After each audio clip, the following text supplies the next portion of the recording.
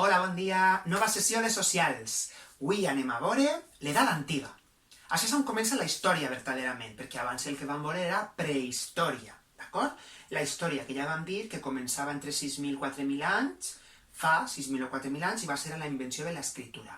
Anem a dividir aquesta edat antiga en tres poblats principals: els ibers, els romans i els grecs. Els ibers, que s'assentaven en la nostra... són les civilitzacions més antigues, que en la nostra península, els grecs, l'imperi grec en la península grega i l'imperi romà en la península itàlica romana en el seu moment, d'acord? Anem a començar.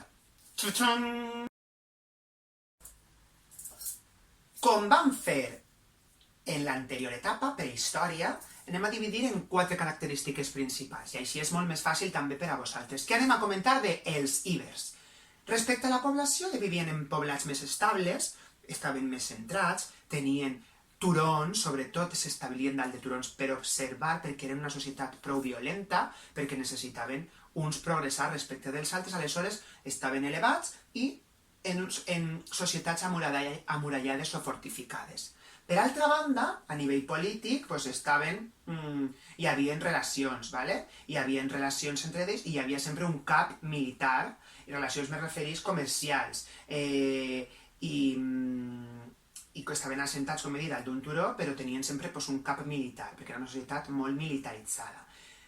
Sabem que, com ja estaven assentats, perquè tenien establit el seu territori en la nostra península, en la península ibèrica, cultivaven productes que per a ells eren importants i que se podien cultivar així, productes de secà, cebada, faves, en el centre de la nostra península, també llegums, I què utilitzaven per al conreu? Pues la força principal, que era la dels animals, la del ramat boví, I ja per últim, respecte a la cultura, sabem que sabien escriure, sabem que dels ibers, els historiadors, els arqueòlegs han pogut estudiar que sabien escriure, però no s'ha desxifrat encara com era el seu llenguatge, com era la seva llengua, però sí que tenim moltes mostres d'art íber.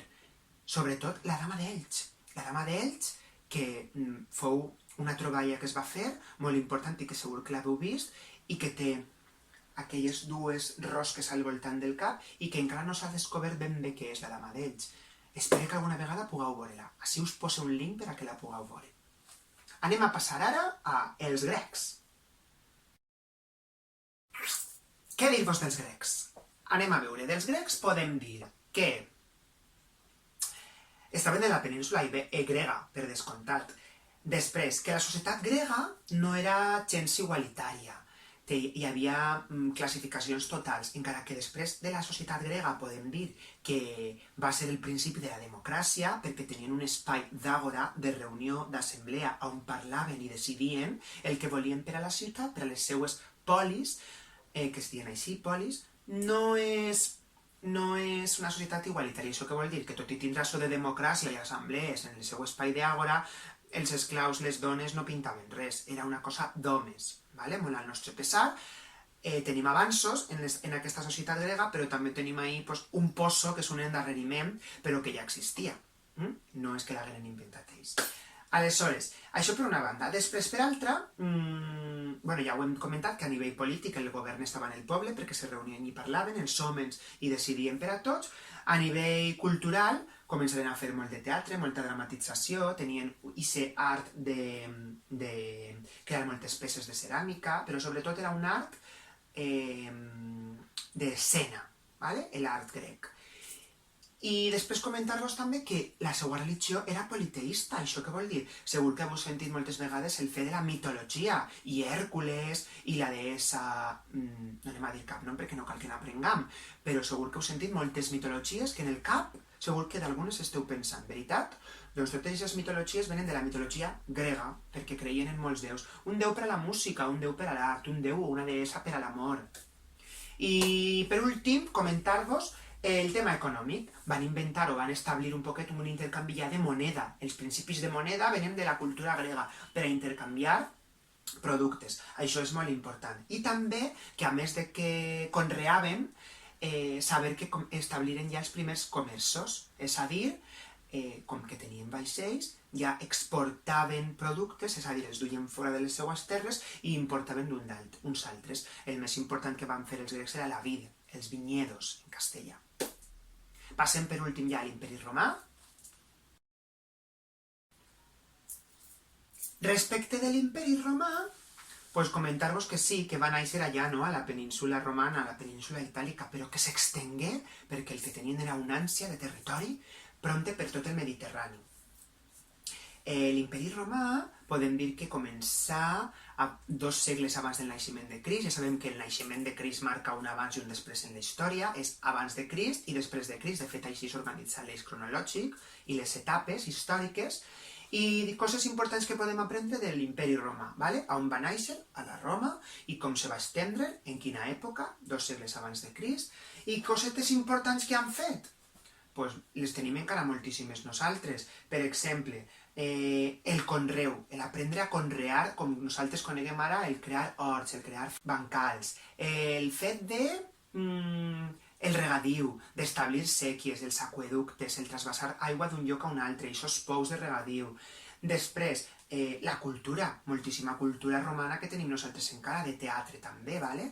De teatre i de monuments que feien honor als seus emperadors romans.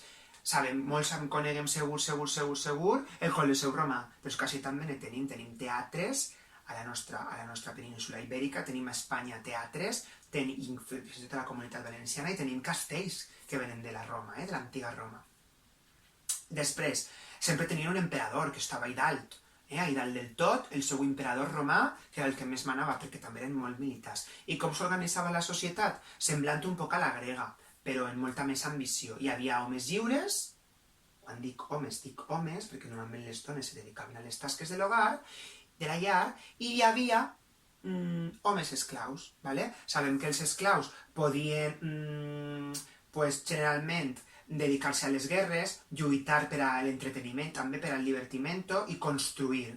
Però també els homes lliures eren els que se dedicaven a la política, que s'anomenaven patricis, els que havien sigut alliberats de ser esclaus, que en aquest moment serien lliberts i que estaven lliberats de l'esclavitud i eren soldats rasos que intentaven estar per la ciutat, passar desapercebuts i organitzar un poquet a nivell més local la ciutat. Teníem els soldats, dins dels que són esclaus, que són els que anaven a lluitar i a conquerir nous territoris, i teníem els comerciants, que eren els que els homes lliures enviaven per a fer negocis arreu del món.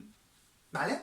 En aquestes coses que hem vist d'aquesta etapa de l'edat antiga sobre ibers, imperi grec i imperi romà, tenim més que suficient per a tindre el contingut clar i saber un poquet a on s'assentaven cadascun d'ells i com s'organitzaven.